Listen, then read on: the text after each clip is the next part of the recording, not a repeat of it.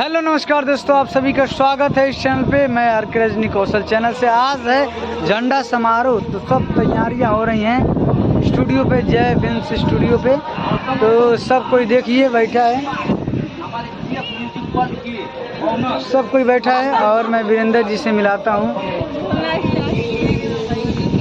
तो मैं तबाही जी से मिलाता हूँ। किधर है और क्या हाल है? एकदम बढ़िया। तो इन्हीं का ये चैनल है। प्लीज़ आप सब इस चैनल पे ध्यान दीजिए। अगर वीडियो अच्छा लगता होगा तो चैनल को सब्सक्राइब कीजिए और ज़्यादा मज़ा आते तो लाइक कर दिया और शेयर कर दिया, प्यारा प्यारा कमेंट कर दिया। मरता भाई चौचक लगे नहीं मर्द नहीं, ठीक है।